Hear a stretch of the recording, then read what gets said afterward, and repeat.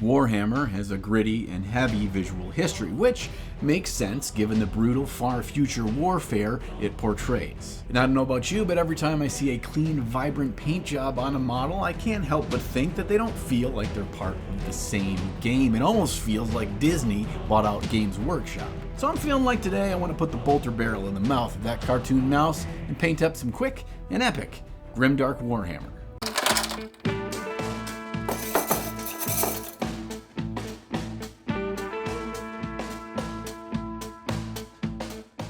Most grognards agree that the visual history of Warhammer began with John Blanche and his truly grimdark foundation to the Warhammer universe. And I, for one, love to try to replicate that on the gaming table, but painting in the grimdark fashion can be a bit tricky. It's not necessarily difficult, but if you don't get it just right, your model just ends up looking messy. And I've been fiddling with my version of speed painting Grimdark for a number of years now, and I think I'm to a point where I want to share the key fundamentals of making good looking Grimdark models pretty quickly. And one key factor of any efficient, replicable system, Grimdark or otherwise, is to make sure that each step builds off of the steps before it, and you don't have any extra steps so you're not wasting time. And right from the start, we're going to put that system into place with priming. After a standard black prime, I'm going to paint a strong zenithal white light from above with an airbrush. Now, you don't have to use an airbrush for this step. You could easily use a big dry brush. Now, maybe not everyone will agree with me here, but in my mind, there are two most important factors to make a grimdark paint job work. The first of which is light, and the second of which is texture. And the thing is, we can build in texture, grime, and darkness later, but if we don't start from a bright point, we won't ever be able to see all of the depth and color and contrast we're creating with that texture anyway. Next, I shoot the model from below with a dark blue ink, but you could use a standard miniature paint. I just want some strong color in the shadows of the armor before I spray a very pale blue from above to complete our basic armor coloration. Now, you could save some time by priming the entire model a dark blue and then just using this light blue as your zenithal from above, but I find we get a more natural, smooth fade from that dark blue up into the light zenithal that's down first, and then vice versa to give us a much richer and deeper dark and brighter bright. Now we just jump into autopilot and slap some base coats over all the smaller details on the model, and you might be thinking that the color of this blue armor seems a little bit too pale for an ultramarine. Maybe it looks closer to a Space Wolf's armor. And while you're not wrong in thinking that, I'm of the opinion we need to use saturated colors sparingly and with purpose while painting Grimdark. And I'm going to go brighter than usual on all of our armor colors so it'll pay off as we build in color depth and weathering later. I'm using thick paint to get one coat coverage for all of these details. It's just about knocking them out fast. Just be careful as you paint anything that's touching the armor we just painted, but even if you do make a few mistakes and touch that armor, it's fine. We can cover that up easily enough with weathering in a bit. I also find that it helps our final paint scheme to go darker on a lot of these smaller details. This will really contrast with that bright desaturated blue we've got across the rest of the armor. And before we move on from the brightness of this armor color, I know a lot of you are thinking that different Space Marine chapters or even different factions in Warhammer really aren't going to be able to go that bright, but trust me, you can go a little bit lighter, a little bit more desaturated and brighter on your armor color. You can always come back and build in that saturation later, but later on, you can't make it more bright and more vibrant to really sell the grime and weathering we're going to do. And for these smaller details, you can use contrast paints. I just suggest that you use colors that cover really well and they don't overwhelm the model with too much vibrancy. If I would have painted the loincloth of a Marine here with a really vibrant red contrast paint, it would distract too much from what we're trying to accomplish across the entire model.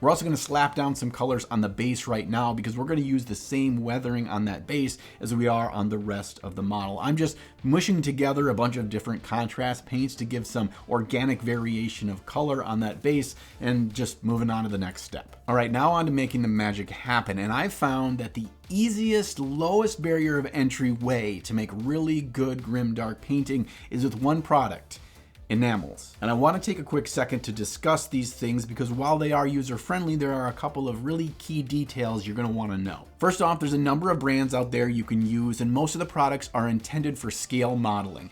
AK Interactive and Ammo by MIG are two of the most common, and I've used them both and love them. Today, however, I'm going to be using the brand new Villainy Ink range because these things are brand new. I just bought them and I want to try them out. And these things are a little bit confusing because they say ink in the name and they're actually not an acrylic ink at all. They are an enamel wash, and they are made by the Grimdark Compendium, who has a wonderful YouTube channel that years ago when I first got into miniature painting, I checked out and really got me down the path of Grimdark painting. The first and most important thing you need to know about enamels is you never use water, whether to thin them or to clean your brush off. You're going to use mineral spirits. I actually keep a separate water jar sealed on my desk labeled mineral spirits that I use just for this purpose, to clean off my brush or to thin down my paints. Now, because enamels aren't water-based, they flow so much better than water-based acrylics, and they have a much longer working time, which we can use to our advantage, but enough blabbing about them, let's get to using them. We're going to build up a depth of weathering really quickly over this model, and the very first thing we're going to do is a 50-50 mix of this Goon's Grime with mineral spirits. We want this good and thinned, and we're going to put an all-over wash over the entire model. This is a beautiful, grimy brown color, and it's going to create a natural environmental dirt and dust all over the entire model, and it's going to fill in any of the cracks and details, so all that recessed shading is done for us in just this first step. Now, enamels do dry to the touch quite quickly while still being workable for quite a while, but if you want to speed that process up, you can bust out your hairdryer for just a few seconds. I'm then going to come back in with a Q-tip dipped in mineral spirits, and then I'm going to dab off most of the moisture onto a paper towel. We're then going to use this Q-tip to buff the upward facing surfaces that we want mostly clean. This will remove that enamel layer we just put on wherever we don't want it. And if we use a circular buffing motion, we'll create nice hazed edges where the removed sections meet the dirty ones. And like all of our steps today, having some level of inconsistency and chaos in the grime is a good thing because we're applying it to scale for miniatures, and it's going to look more realistic if we have a bit of that inconsistency across the model. You have a bad habit, maybe an oral fixation, maybe you just fidget with stuff all the time to manage your stress? Well, my friends, then it's time you join me by adding a little Fume in your life. Fume is the habit changer. This nifty little device keeps the routine but kicks the rut. Imagine taking the bad out of your bad habit. Fume is all about that and the natural side of things. No electronics, no vapors, just pure flavored air. And as silly as it sounds, I was impressed at the quality of this thing. It's got a nice, hefty weight to it. It's made of real wood, and it has a really satisfying click as the magnets kind of go back and forth as you want to adjust the airflow on your Fume. And honestly, the cores pack a ton of flavor. My current favorite flavor is maple pepper, and it gives me a nice, refreshing breath as well. Like I just ate spicy pancakes. They've also just released this super heavy weighted magnetic base that I can just set on my desk and put my Fume there. And it also opens up a whole new world of fidgeting possibilities with the base. And for a limited time, you can get the base for free if you use code NINJON when you buy a journey pack. So head to tryfume.com, that's tryfum.com, and use code NINJON, or just scan the QR code on your screen right now to give it a try, get your free base, and a big thanks to Fume for sponsoring today's video.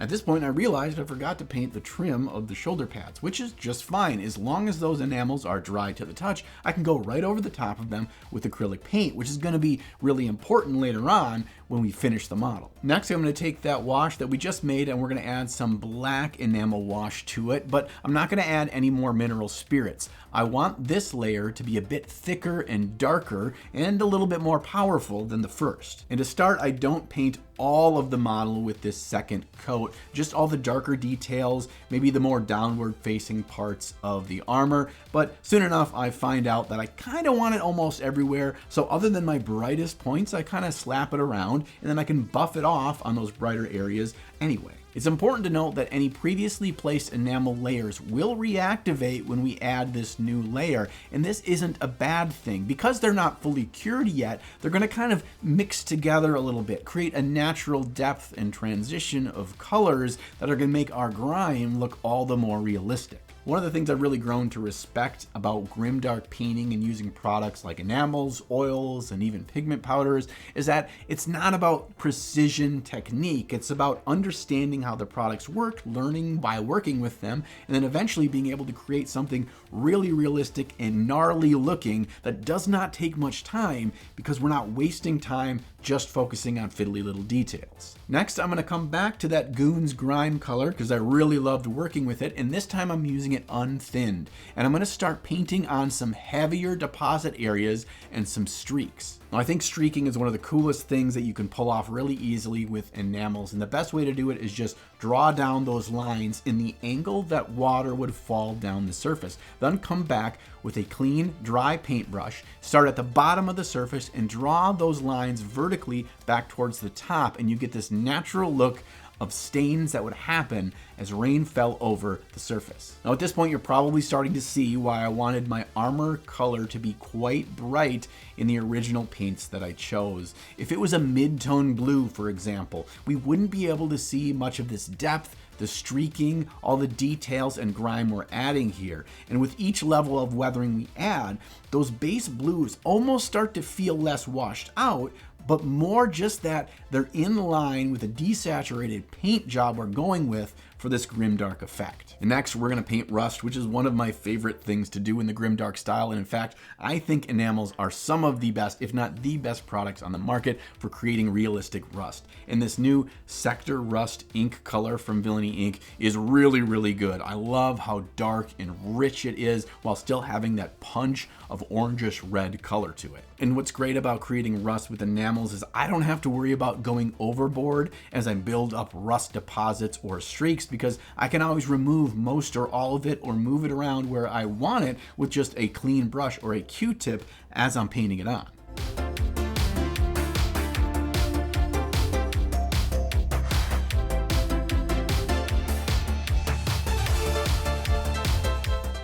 There's a couple of really interesting colors in this starter set. One of them is Coelia Green, which is a beautiful bluish green that I think will be really good for creating that verdigris over the golds on the model. I did find it's quite thin, and while it gives us a nice greenish blue look to our gold, it doesn't really give a lot of pop that I'm looking for in verdigris. But the color was actually really cool and good for placing in different spots around the blue armor to give us this faint color variation and a little bit more vibrancy. And I just loved placing it here or there because it didn't disrupt the other things I had done. Because I still wanted that more vibrant verdigris color, I turned to one of my other favorite products, which is the Dirty Down Verdigris. Now, this stuff didn't actually react like it usually does in creating a really matte, dusty, light blue green final color. I think it was because I was too impatient and didn't wait for the enamels to dry before I placed this on there, so it just kind of mixed with them. So then I decided I'm just gonna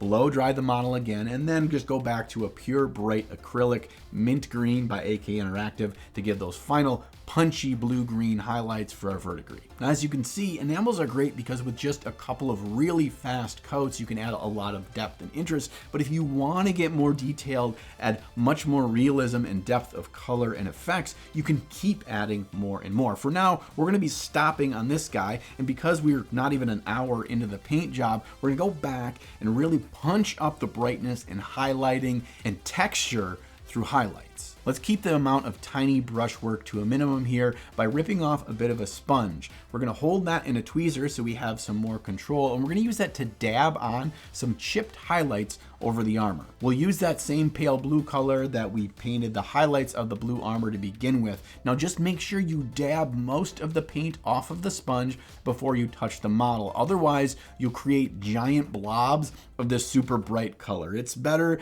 to have too little in your speckles from your sponge bunch and build it up over time rather than ruin the entire paint job with a giant bright blue blob. Now you can decide how little or how much to do this next step, which is to create some scratchy dots and edge highlights to reboost up and define the shapes of the highlights on the model. I'm working super fast here because this battle damage should not be exact, and I'm going to focus my time more on the most important areas of the model. Typically that means around the head and the upper portions of the chest. I also find it's really important to boost back up our contrast by highlighting the metallics. I tend to just stab the brush on a random point on the model just to show that small glint of pure metal. And I run a scratchy line down the top of each of the gun barrels to give us that realistic reflection. I think the scratches and dots for the metallic highlights are some of the most important final steps we can do. They really show us how far we've come from our initial base coats, building back up over top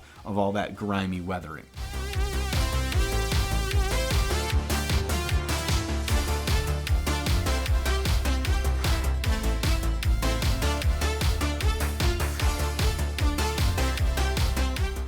Now, early on in the video, I said that I like to work desaturated because it gives us an opportunity to build up small points of highly saturated areas to really make the models scream at the table. And we're gonna do just that with our Space Marines lenses. After we hold our breath and try to paint them in the first go with a pure white, we're gonna come back in with a screaming bold red, and we're gonna cover up all that white so we have a really vibrant red over the top. We then just pop the corners of each lens with a dot of pure white, and we have that screaming, bright, vibrant color that contrasts the rest of our dirty Grimdark model. And our last satisfying step is to paint our base rims a beautiful glossy black. I will note that I've recently transitioned over from using Abaddon black for all of my base rims to satin black by Pro Acryl. This stuff is so much easier to use, gives you a much smoother, leveler coat, and I need to apply less coats of my base rims with this stuff. And with that, our Grimdark Marine is complete. He took me a little under an hour and a half to paint, and now that I think I have the steps down, I could probably cut him down to about 45 minutes, maybe less than that, to paint another one. There's something about painting in a gritty, dirty style that's always appealed to me. It makes me feel like these are actual small scale things that live out in the real world, and they're not in their pristine armor that just came off the factory floor. I really hope that you give this a try, that you give enamels a try, because if you like painting things quickly, maybe like in the slap chop style, I think this is a great alternative. I love doing this much more. It's much more satisfying, at least for me, to paint in this style, and I can knock out the models in just about the same amount of time. And a big thanks for hanging out and getting a little bit dirty with me today. If you like the channel and you want to support it, please hit the subscribe button and the like button. It does a lot for other people to check out this video. And if you want to go that extra mile in supporting me to make more videos, you can check out the link down below for the Ninja on Patreon and see the fun rewards you get for joining the crew. Also, you can just pick up your hobby goodies that you're going to buy anyway down in the links below. Those are affiliate links. Most of them give you a discount on anything you buy there, and I get a couple nickels back in return. Now, if you'll excuse me, I need to go start working on the next video because the great sea of Skaven are about to crash upon our shores. And sometime between now and that next video, make sure you find time in your day to slay the gray.